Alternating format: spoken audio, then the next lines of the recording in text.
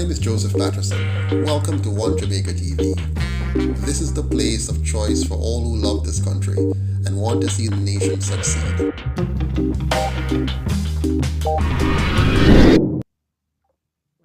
Well, Mr. Patterson said he will join us now, and here he is. Let's add him.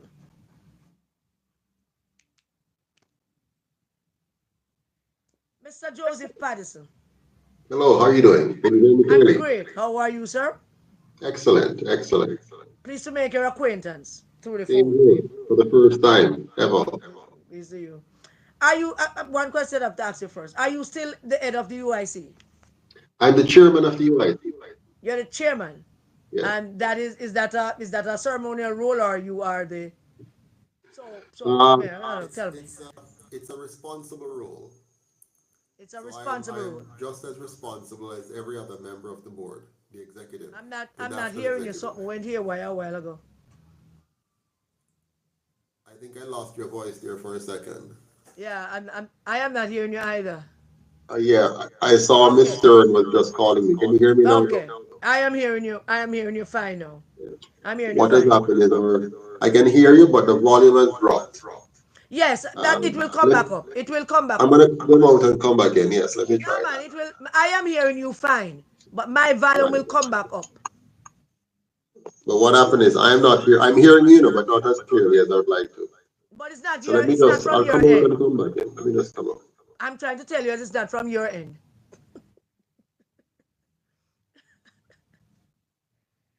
All right, Mr. Patterson said he's going to step out and step back in. I was trying to tell him that the phone is giving problem and it's not his issue, it's mine. But let's do it again. And here we go again. We are back. I can hear you loud and clear now. All right, that's great. Wonderful. So you are the chairman of the UIC. Yes. And that's what does that entails? Well, as chairman, I'm responsible for chairing the national executive. It also involves making sure that the laws and rules and constitution of the UIC are followed. And if there are any disputes in the organization, it's my job to lead the resolution of that. If I'm not a part of the dispute, of course. Okay. How many candidates are the UIC fielding in this local government elections? We have five candidates. Mr. Winston Wright in Betheltown in Western Westmoreland. Mr. Chase Neal. Eastern Westmoreland. Betheltown is Western. Eastern Westmoreland. Did I say Western or Eastern? Yeah, you said West. Okay, Betheltown, Eastern Westmoreland, yes. thank you. And then we have Mr. Chase Neal in Western St. Mary, in a Mr. place, Western St. Mary, in a place called Gale Division. Yeah, Gail. Gail. Gale Division, yes. Yeah, I know Gail, yeah. And we have Mr. Sheldon McGann, who is in a place called Brandon Hill in West Rural St. Andrew. And we have Mr. Kenneth Harper, who is in West East Rural St. Andrew in a place called Mount Industrial. Mm. And I am challenging for the Braze River Division in Eastern St. Elizabeth, Ah, Northeastern. Yes. now that just leads me to the natural next question. When the Hmm. UIC started, there was a whole host of young women with the Hmm. UIC. But you have five men running as candidates. What happened to the women? Well, it's very simple. In any organization, you have a process of selecting persons who are going to run for office. We don't really look at them from a standpoint of women or men. We look at competences and qualities. And if you pass the process, you pass the process, whatever your agenda. Do you still have a large contingent of women in the organization? Absolutely. We have more women than men in our organization. So how come you have more women than men and you don't do have not even one woman in the lineup of five? No, we don't select candidates on the basis of us deciding who becomes one. Candidates go through a Who process. select who select the candidates? The candidates actually select themselves. They first of all apply for the position. They must meet some requirements within their constituency, the work that they do, the competence and qualities that they display. And if they meet those requirements, then they're automatically in. If you have two or more persons, there's a runoff election where the local citizens get to vote to decide which of the two they want or which of the three they want, and then they're decided. We have a very transparent process. We don't have a leader-centric situation where the leader says, "At a person that we want." We have a process, and if you pass the process, you pass the process. Yeah. So, do you have organization in all 63 constituencies or all Absolutely 228 not. divisions? No, we don't. No, we're still trying to get to that stage where we have organizations in all 63 and all 228. We're a growing party, a movement mostly. And with that, we have all the challenges of finding the resources and being able to find quality people, train those persons, and have them represent. Takes some time. We're going through that. Yeah. How was the health of the UIC though as a serious political challenge to the two established parties? Well, I think the UIC is more a serious challenge in terms of our policy and our narrative. We're not yet at the stage where we have a robust, large contingent of candidates or a robust war chest that would allow us to fund certain activities that we want to. So financially, we're weak compared to the others. Um, in terms of human resources, we're weaker than the others. And in terms of longevity and history, we're weaker than the others. We're strongest within our policies, our manifesto, and the narrative that supports our existence. In the division that you are running in St. Elizabeth, is that your hometown? Is that somewhere that you know very well? Yeah, that's where I live. I live in northeast St. Elizabeth in an area called Bow, which is just on the border of the Braze River Division and the Balaclava Division. And based on, I wasn't planning to run actually. I was going to be helping another candidate, but at the last minute, he was not able to, so I stepped in and filled the gap to give the constituency opportunity to vote for the I don't have the UIC. information as to how many voters are on the voters list in that division. Brace River, you said?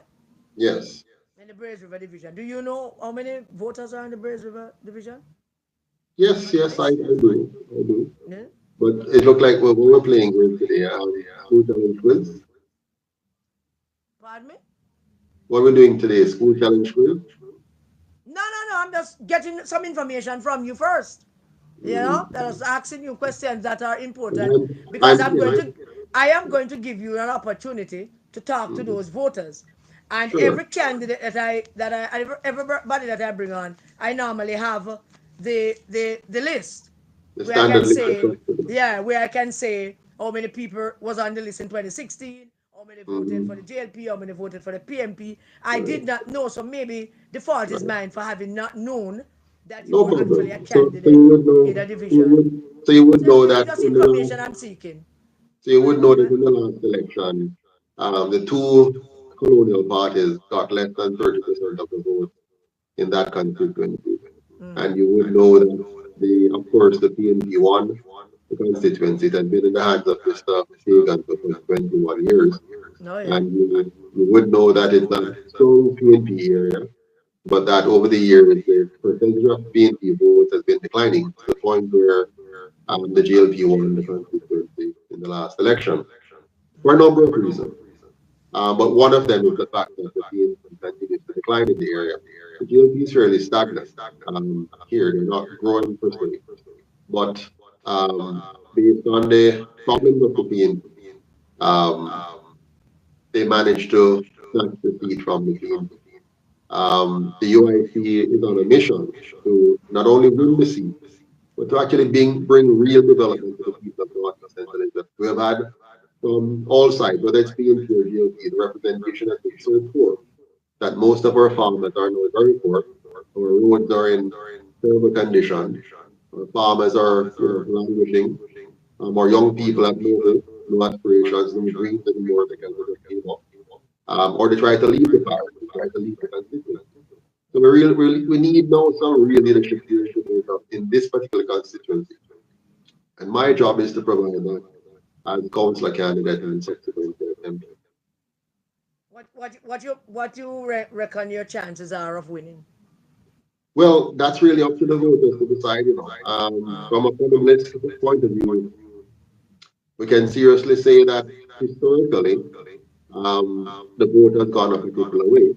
I know it's a matter of whether the people have heard enough, seen enough, experienced enough to decide that, you know what, it's time for a change.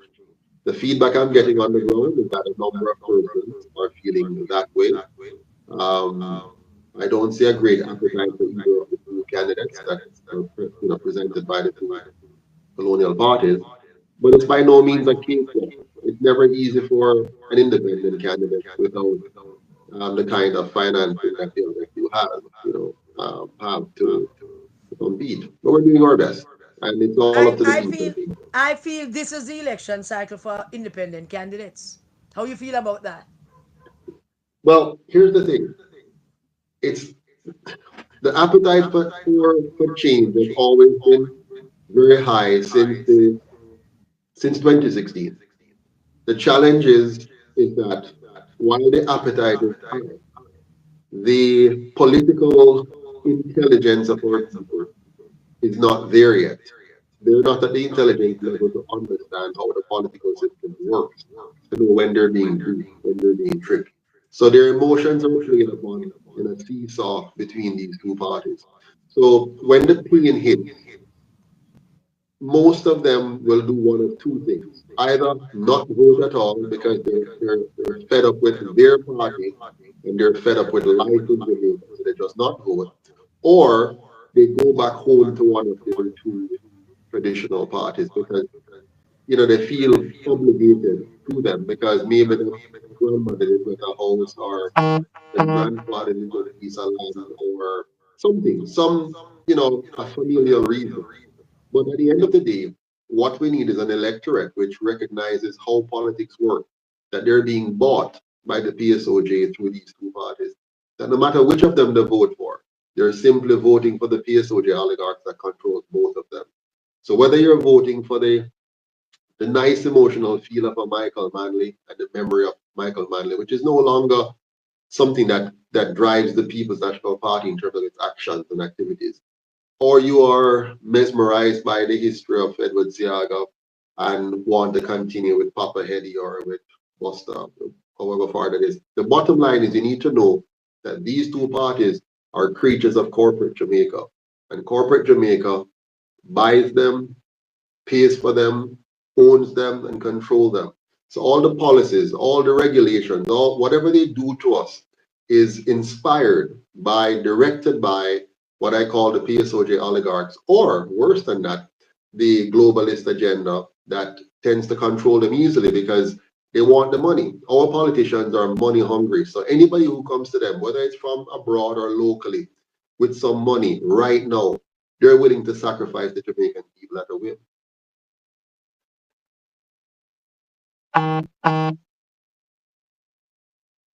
I lost you. Yeah, I needed to unmute my mic. My Okay. apologies. You are saying then that the Jamaican people, the voters, um, don't reach that level of sophistication in voting to understand when they are being used or when they are being duped and a right and wrong from voting. That's what you're saying. Yeah, it's a declining trend. It was stronger. The power that these two parties have over the mind of Jamaican people has been waning. But while that power is waning, the maturity is still not yet fully developed to say, vote for a third party. Because what happened is to vote for a party, our people vote. They vote based on optics. So if they don't see the third party candidate behaving like what they're used to from the other two. Do you have the big motorcade? Yes or no? No. Do you have money to buy poster all over the place? Yes or no? No. Do you have money for byway? Do we to stop at every bar and every club and get involved in all kinds of ways of moving the But bits of money isn't around? that the nature of our political system? That's what I'm saying. I'm saying that is the nature. And so that is because we have been so cultured by these two parties and their colonial masters system of divide and conquer. We are cultured by that. And that culture now has caused us to be easily manipulated by money as opposed to being driven by purpose. You might recall, and you know this very well, When Michael Manley was leading the PNP, you'd have people who would die for him without a dime because of the message and how it resonated with them. They loved the message and they loved the messenger. Today, you hardly see any of that at all in our politics. It's who has the most money to buy that temporary loyalty to bring out the votes. The more middle class, upper class Jamaican, they're involved in this as a theater. They watch the theater, they enjoy the theater. It's fun and games to watch. Then you have those at the lower level who this is their one-time opportunity. Every 4 to 5 years, they're noticed, they are relevant, they're on the caravan. They get a little bit of time to jump up and dance and get little money. And then for 4 to 5 years, they're back suffering. And you go and look at their homes. Their homes are in deplorable conditions. Some of them still will not have water. They will still not have, they can't buy a basket of grocery. Normally, they can't send their kids to school without, hoping for some part money or some remittance from abroad. So they suffer. But once every 4 to 5 years, they get excited. They get the party suddenly recognizes them and appreciates them because they need their vote to validate them, to authenticate them, to borrow money in our name, thief some of that money, and then sacrifice us to pay it back over the next several years. And so we continue on this roller coaster of suffering at the hands of politicians who are callous, wicked, mean, insensitive. I mean, lacking in any form of human quality to know that this is what they're doing to people year after year after year.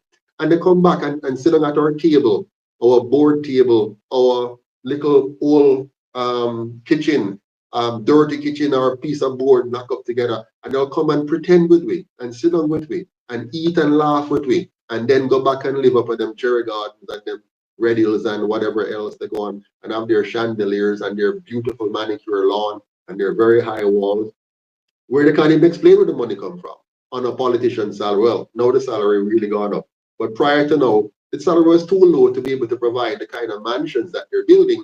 And they get away with it because they know that come election, the intellect of the people that they're bringing out to vote isn't seriously zeroed in on the reality of how you manage to spend your entire life in politics, like the Prime Minister. From the moment he left university until now, he has been a full-time politician for the most part. And he has been able to do what no other ordinary Jamaican in his age group is able to achieve in terms of financial wealth. And he's unable to point to any major contribution to the economy that has brought him this kind of wealth. But he gets away with it because the population is not mature enough to realize the significance of this and say, no, man, we shouldn't allow this to happen. We need to vote out such people and bring in persons of integrity who demonstrate that they can show how they earn a dollar and spend that dollar wisely to come to something meaningful in their lives, as opposed to people who are just milking society. Some of the viewers are saying that you are now a politician as you are now a candidate. Yeah, And well, um, of course, and by you say nature.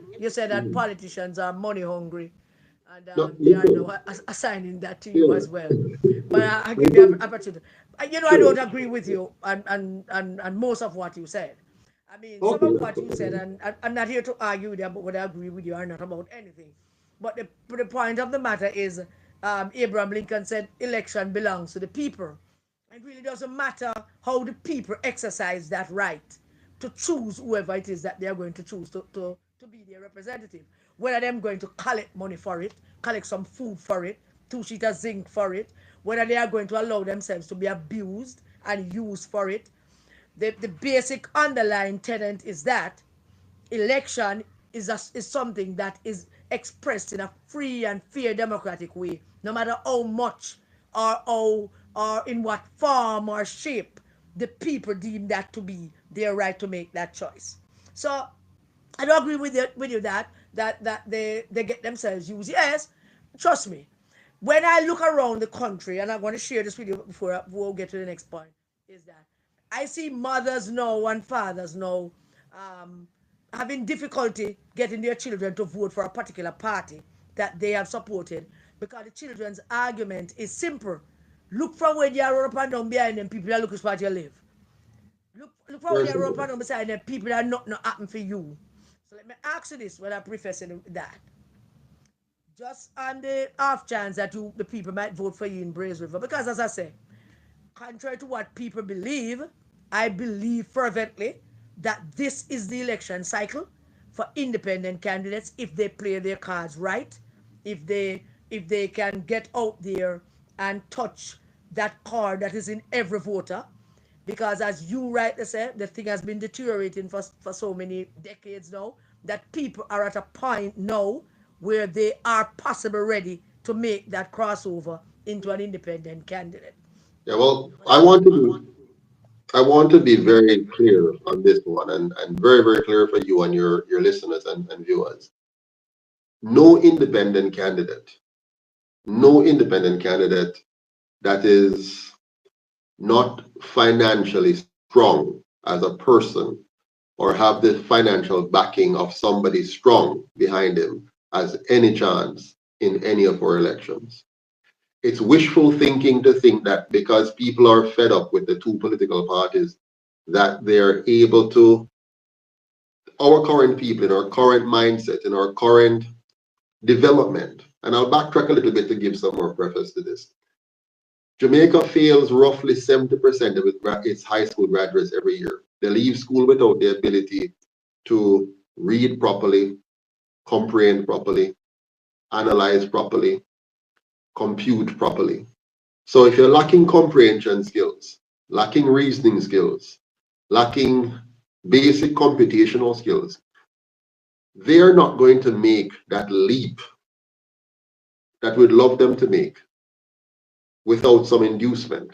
So what happened is the other two parties, they collect some 330, $350 million from the PSOJ oligarchs every election cycle, and it grows every year, right? Depend every time you have an election, given inflation and all of that.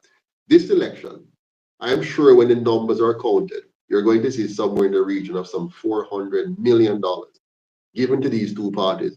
No ordinary Jamaican who wishes to be an independent can compete with that.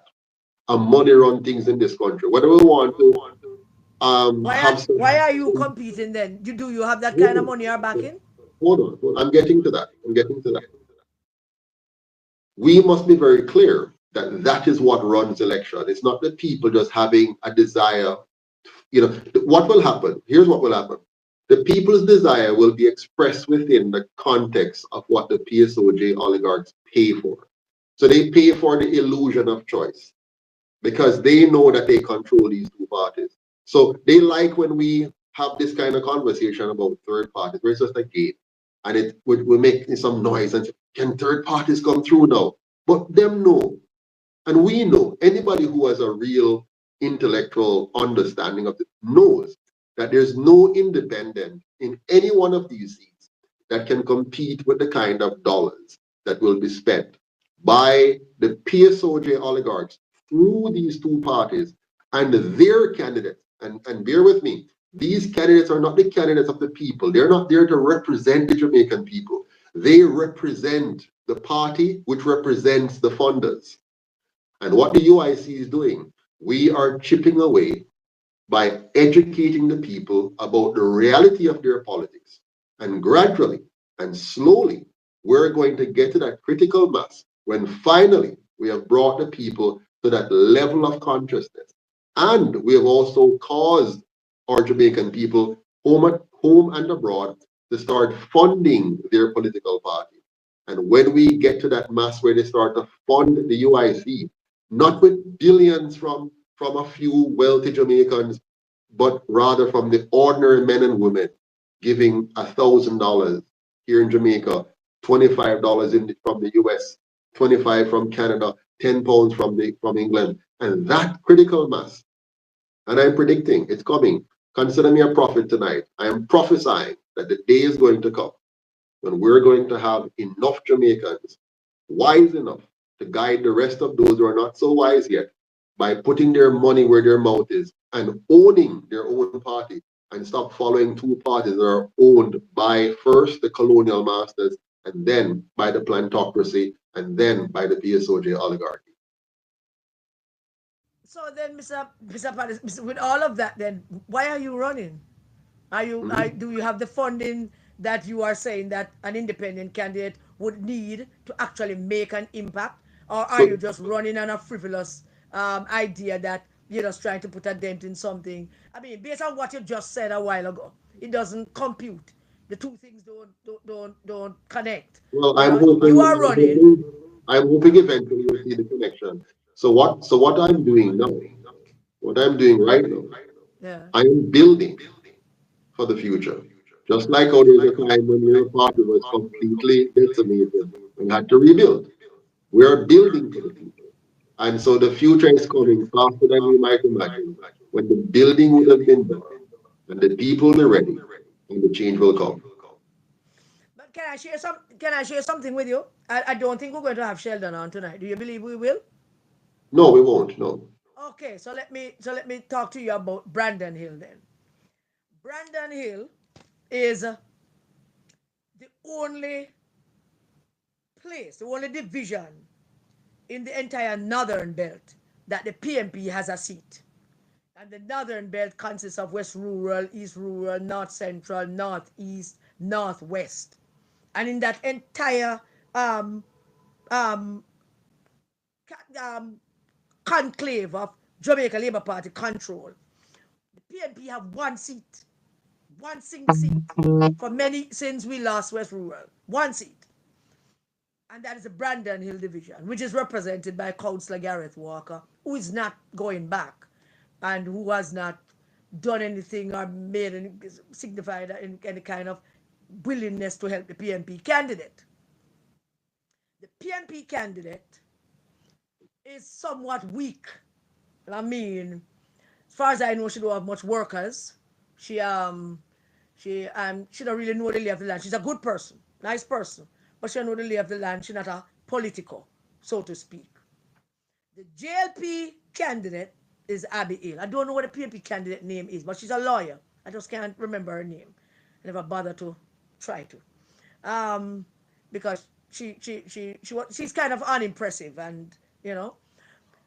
But the JLP candidate Abby Hill, who was also a PNP candidate in the Sonil division, I believe in probably 2012 or 2016. She's also underwhelming and performing below average, and the thing just looked fenke and so. I would really love to see what Sheldon looks like to see if he actually can make a dent in that. Because call me naive, based on all that you have said, this will now sound naive. But with that kind, Garrett Walker won that seat by I think 140 votes or 142 votes. And in 2012 he won it by maybe about 60 more, and before that maybe about 120 more, and before that maybe about 200 more. So it has been going down. The numeration is also very dismal in terms of the numbers. So based on my own small political analysis and whatever little knowledge I have of the politics, I think Sheldon have a good shot at Brandon Hill. What do you think? Well, I'd be very happy if Sheldon were to win Brandon Hill. That would be lovely. Um, And that is I not about can't, I money. can't, That is I not can't, about money and the hold on. oligarchy and all of that. No, I'm just I, telling you raw facts no, but no, about it's, what no, is no. there, you know? Well, the raw facts that you have quoted are within the context of a JLP and PNP dichotomy. Mm-hmm. It's It not in the is. It context is. of a 3 year horse race with an independent that is heavily funded by both. That doesn't have the resources to commute across the constituency with the kind of frequency and depth which is necessary to win an election. What you will see, though, is an indication of the willingness of those who are able to think outside the box to do so. So you might see, for example, in an election where we have maybe 3,000 votes, you might see if the electorate is maturing more, those who are not driven by the two-party mindset, who are not driven by the monies that are spent by those parties, might decide that they want to support Mr. McGann or Mr. Wright or Mr. Neal or Mr. Harper or myself. So out of 3,000 votes, you might see such candidates getting 100, 75, 50. If they're lucky, 200. Now, if by chance your analysis should prove true, and Mr. McGann, let's say, gets a third of the votes, or a little bit more than a third of the votes, and based on how it all spin out, he wins by one or two, three or four or five, 10 votes, then that'd be beautiful. That would be a miracle. But I wouldn't hold my breath on it, on the reality. And I think you know the reality too. Yeah, but I am a big believer in miracles. In Wonderful. myself. But how can I ask you a question? How long has the UIC been in existence? The UIC was registered as a political party on the 2nd of December 2019. Mm. All right, so that's basically 2020. That's 5 years now. Mhm. Would you say that you 2019. have made? Would you say that you have made any kind of impact anywhere Absolutely. in any particular places? We have made a lot of impact. As a matter of fact, a simple one was what happened during COVID. I mean, while almost all of the Caribbean countries were, taken to over 65% injection rate because of UIC's efforts, the government was held in check to about 20% at the time because of our efforts. A lot of the policies that we hear being spouted by both parties today are influenced by the UIC's manifesto and our 10-point plan. The Prime Minister makes it a big habit of his to try to repackage as much of our arguments as possible. Even your party, I mean, I've heard, many of your members trying to coin UIC's ideas and spread them accordingly. To look at our land policy, UIC has been the first political party at this level to clearly demonstrate the need to have land reparation. I was shocked after our announcement that he was quickly being co-opted by members of the PNP. But such is politics. That's all I say. So that's fine. But you know, But, Mr. Patterson, it doesn't take much money to go into communities and talk to people, right?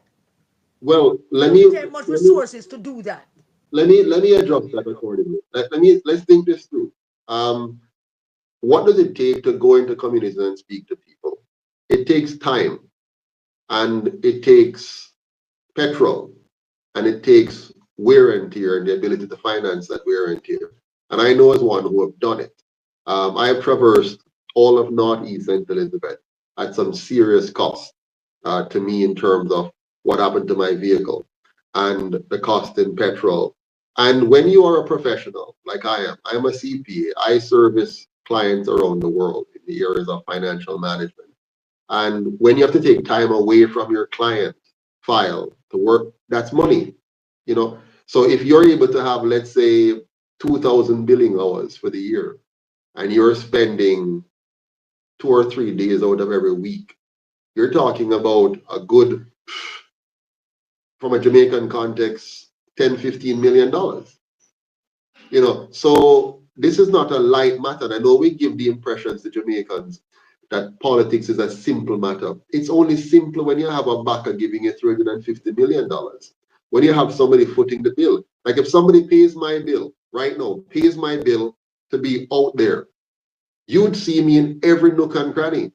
But when I'm out there doing it by myself, on my own dime, that's my mortgage payment, that's my car payment, that's my children's education, that's my health insurance, that's my house insurance, that's my maintenance bill on my home. So it's not light. And I wish we stopped this and started to tell the Jamaican people what's going on in politics. Let me tell you what's going on. Bottom line, there are those who know the value of controlling our government and they're paying for it. And when they pay for it, they get the value back. So if somebody is willing to invest $350 million in your party winning, it's because them go and get a return on their money and they intend to get that return. And they have gotten that return. That's how Jamaica fell into $2 trillion in debt. That's how our people were sacrificed to pay back that debt for a prime minister to now be showing off about how the debt come down upon the back of the Jamaican people, why that debt come down. And so we have paid for a debt. We have paid for a debt that we have not benefited from. Back in the 1960s, when the JLP got how much money to build schools and only built half the number of schools at twice the price, We're paying for that to this day because our parents and grandparents didn't get the quality education they should have gotten. They were placed into shift school, overcrowded classroom, underfunded teaching supplies, poorly educated teachers, where we're using teachers who we call them pre-trained and all that kind of foolishness and messing up our students' mind. We have basic school with teachers who don't know math, beating up children to learn their times table. These factors have traveled with us to this day, and we're paying the price for 80 years of the GLP and PNP type of politics funded by the PSOJ oligarchy. Okay, Mr. Patterson, that's very, very interesting. 'Cause I wish we could see you all night. But I have the Braze River figure for you. Mm-hmm. The voter turnout in 2016 was 23%. Damn. 23% of voters turnout in the Braze River division in 2016. Mm-hmm. The PNP got 1,261 votes, and the JLP got 796 votes. I don't know how much the enumeration numbers. Let me give you some as a political. Let me give you before I let you speak to the voters of the 5 division that you have representatives in.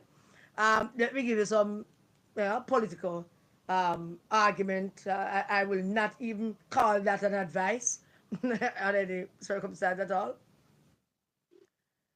One of the things about Jamaican people and the politics, you see, is that people have become accustomed to a certain level of behavior with their political representatives. They don't feel like they have the power to hold them accountable, and those who even dare to stand up to them fear the repercussions of that. So it's not that people are not aware; they are fully aware. They just don't have the stomach or the gravitas or the courage to stand up to the people who they choose to represent them. And and that is what one of my thing, why I am on social media every day, is simple. Mark Golding, Peter Bunting, Dayton Campbell, all of them joined together, created an internal party in the People's National Party, started an operation that undermined the leadership of the People's National Party. And Peter Bunting started that from about 2017 because he wanted to become leader. They undermined the party, undermined their leader, betrayed the leader, betrayed the party, betrayed the country. And by doing that, they damaged the PNP, and they took control and they grabbed control of the People's National Party. And they now have that control, which they have had since 2018, 19, 20, 2020, since 2020, after we lost the general elections. They went about and they systematically sabotage individual candidates and I promise I'll get into a point. Something ahead and I want to go. Individually sabotage the various constituencies for people to lose. They went after Lisa Anna. They went after Damian Crawford. They went after Imani Duncan. They went after Crystal Tomlinson. They went after Wicca Matney. They went after Dwayne Vaz. They went after a host of people that they believe would be an hindrance to them to have total control of the People's National Party. And thus created us, the resistance, to them. Because I believe, and many of us out here believe in the resistance, that a traitor can be tamed and a traitor should not be rewarded. Because if that is the case, then we would have to ask people to reward Judas for betraying Christ. And we don't believe in that. Having said that, why I said that to you? I said that to you because now that they have control of the People's National Party, they are at will to just name individuals into seats. Individuals that the voters themselves say them don't want. Individuals that the PNP people who work the constituencies and work the divisions say them don't have no use for. Individuals that the young lady named Miss Hamilton who's working the Otorius division. Yeah? Those people who they have just placed in position without getting the approval of the PNP delegates and the voters. Now, in an election year like this, where the government has its back against the wall. People are, I can't find any other word than to use with upset. And personally, I do attack Mr. Holness. Mr. Holness is my member of parliament. And I have no reason to attack him. That is the duty of the opposition leader. But because of what they have done, Mark Golding and Peter Bunting and them, that clan, they have created within the PNP and the larger Jamaica a vacuum where people are distrustful of basically everything and everyone. Mark Golding is unable to operate as an opposition leader because, I don't know if it's in conscience, I don't know if it's calm, I don't know if it's what, but every turn him turn, the good Lord is against him because of what they did to the People's National Party. Which brings me to what I'm saying to you now. It is because of that why they now have some third-rate candidates representing the people in some constituencies and some division. Which is why I'm saying to you that the UIC could field as many candidates as possible. You probably would not win. But based on what you are saying and what you stand for, which is the same thing that we stand for. I'm not with you on the whole money thing and the oligarch thing and the PSOJ thing. I'm not with you on that. I don't know how that works. Why? Because I've been operating as a politician since I was about 12. And I know how the rope is. Your organization, ever since you came on the scene, you came and seen with a big bang. Big bang. And a lot of people was enthused about the fact that here is a serious third party to come challenge these guys. And people were actually pinning them hopes on you and that, and your party. So it's quite a disappointment to see that you only have 5 candidates fielding in place. And I understand the whole money thing. And if I'm to believe you and if I'm supposed to buy your argument of how the money thing works in terms of representation, then all that you said from the beginning when you started the UIC doesn't seem to make much sense to me. I know you're going to want to answer me on that, but I just want to get that out there to you because I am expressing to you a certain level of frustration that a lot of people feel like me about how the system works, this two-party thing. And we know them backing up each other. We know that them out there campaigning against each other, but we know them back up each other too as well. Because I have a neighbor across the road, a young fellow, who said to me, who told me, said a very serious thing to me one morning. Because we meet up outside the gate at morning time, 3-4 of us, is we sweep up the square, make sure we're square clean and garbage properly put away and all of that. And him said to me, I want you to understand something, Queen. Something serious. You see that guy, the Mark Golding? He was working with Mr. Holness. He was a useful idiot to Mr. Holness. And when the man said at the time, it seemed, out of sorts. But when you think about it, that could possibly be true as well. Not a conspiracy theorist along that line. The UIC is the party that came on the scene. And every person that is now running as an independent because their party rejected them.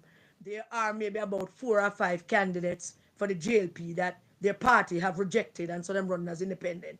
There may be about, I think in all maybe it's about 14 persons running as independent outside of the UIC thing. All of them should be running as UIC based on what you're saying, based on what you're proposing that will move away from. And all of those people should be under that umbrella now to start making that impact because all of them seem to be finding them own little hustling. To and some of them are sitting councils, so them have some resources.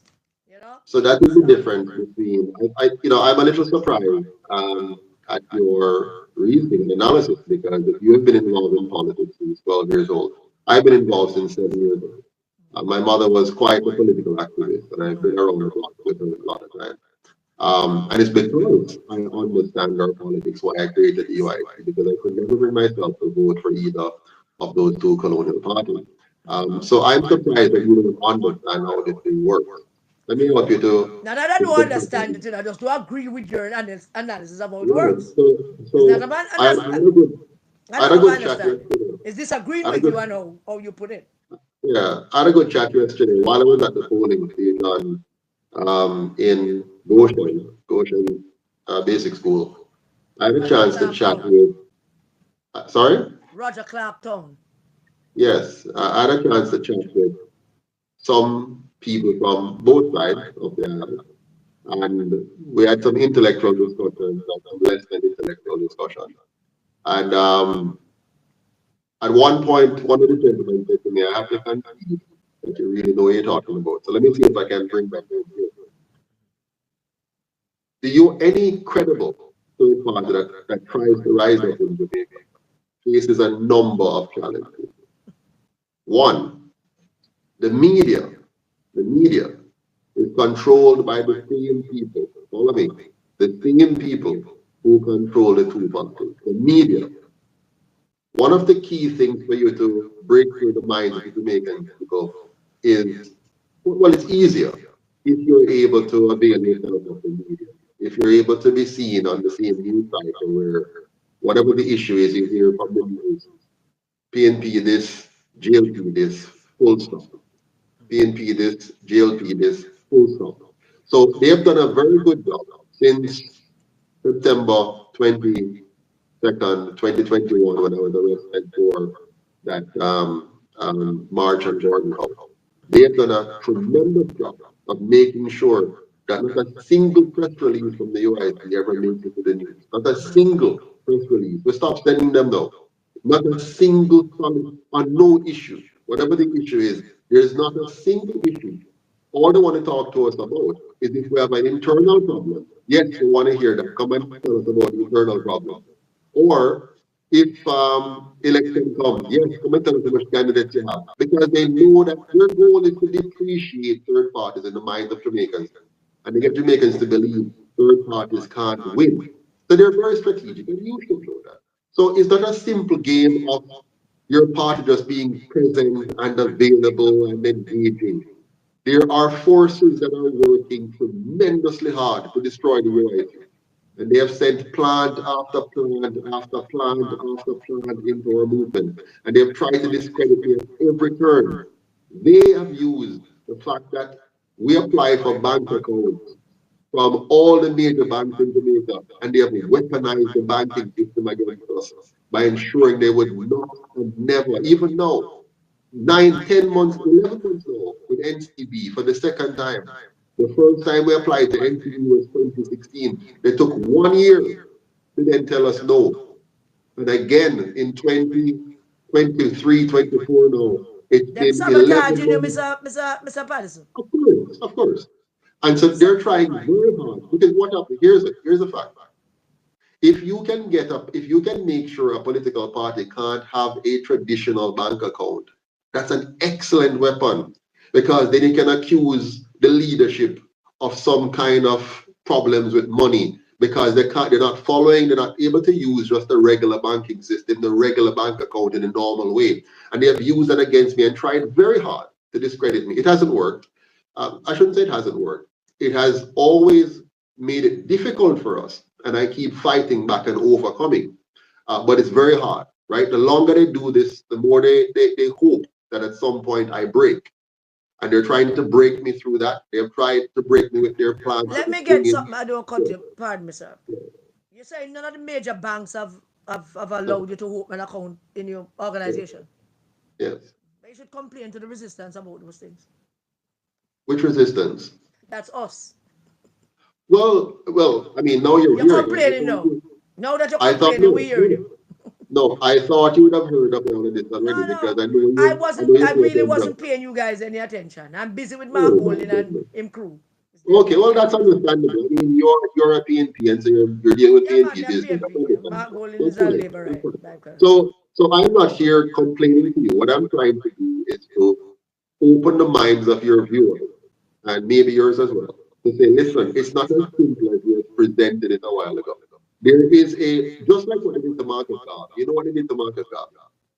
In 19 in the 1930s, when Marcus Garvey started the Marcus Garvey Party, the first political party in Jamaica, before PNP, before GLP, he had a vision of organizing our people politically to take political power so they could get their own, things done.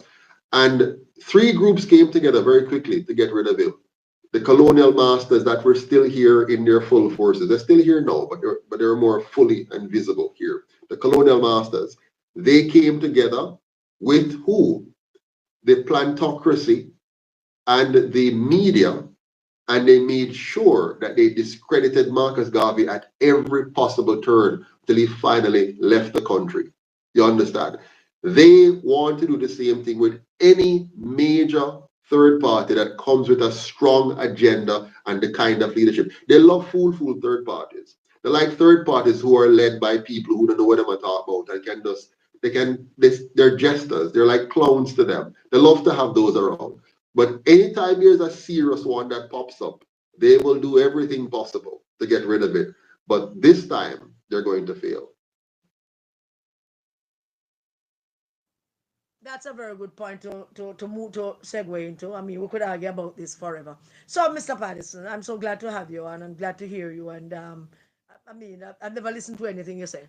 I must admit that. Never ever listened to anything you say. So it was good to hear you tonight. So I'm going to give you the opportunity to talk to the voters of those 5 divisions that you have representatives in. I give you the floor, and you talk to the voters. Well, I mean, the voters in Northeast St. Elizabeth, and well, I don't know about all the other divisions, but they know what I stand for. They know that I am here as their candidate for good governance.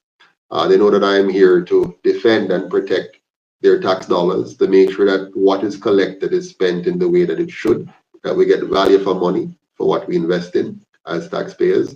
They know that I'm here to deal with the basic challenges that they face. I mean, we lack the kind of road infrastructure that we need. We lack the kind of water access in some areas that we need. We lack a clear policy to support our farmers, to bring back farming in these communities. We lack the kind of community amenities. I mean, we most of our all of our community centers, every one of them are in derelict conditions, unfit for even animals to live in some cases. So they need their community centers. Our young people are starving for employment opportunities here in their own parish. Our ackee factories are closed, our cassava factories are just standing still. So we need to bring back hope into our people. And here, I'm not going to be able to do it by myself, but I'm hoping to bring the kind of leadership to the parish council that will get us to move away from the partisan politics and start to focus on the lives of our citizens here in Northeast, the lives of our citizens across the country. Let us focus on dealing with the basic fundamental issue. People want infrastructure in place that will allow them to achieve their full capacity. They want an education system that will give us a modern education to help our students compete in a global economy which is fast leaving Jamaica behind.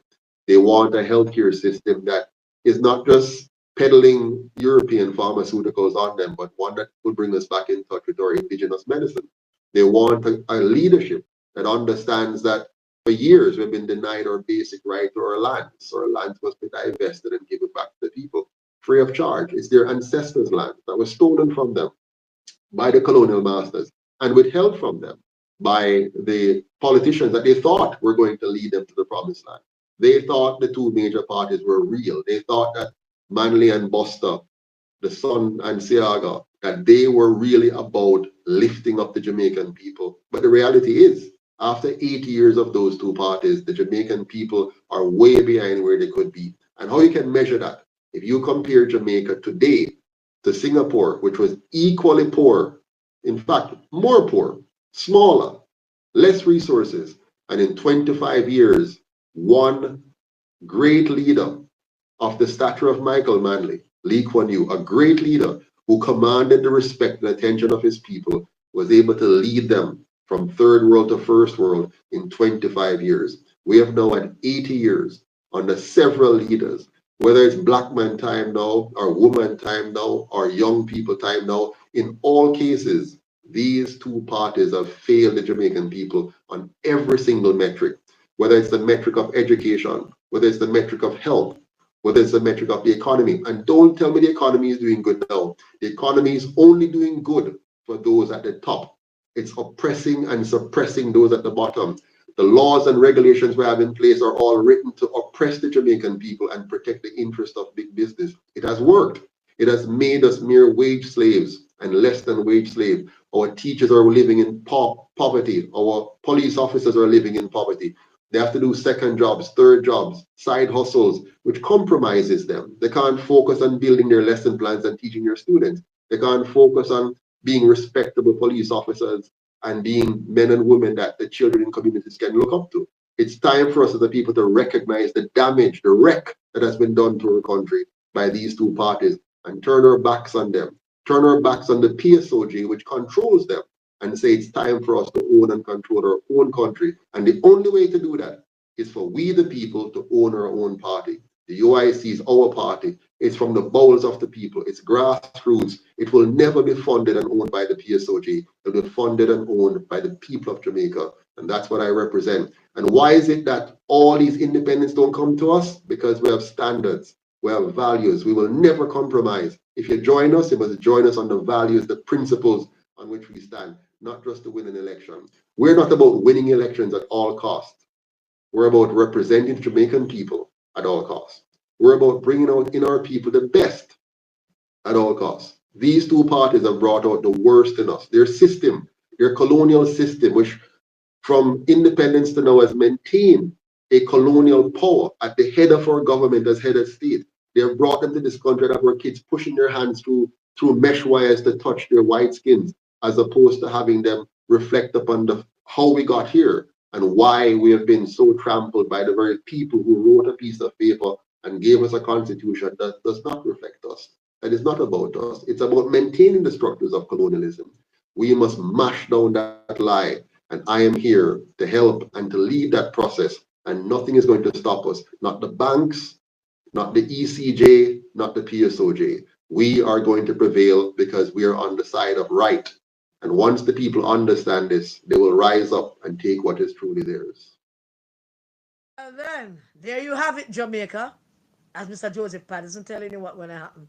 Thank you very much, Mr. Patterson, for joining us. Could you just repeat again for the viewers the 5 divisions that you have candidates in? Sure.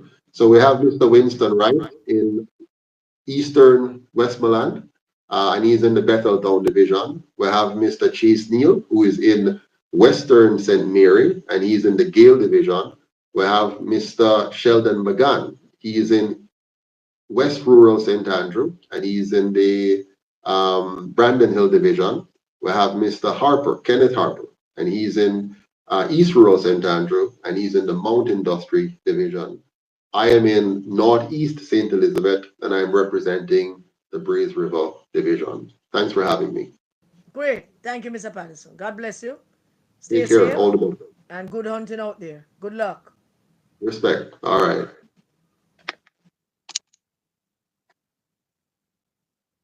Well, there we have it. Mr. Joseph Patterson. Well, I'm full of it.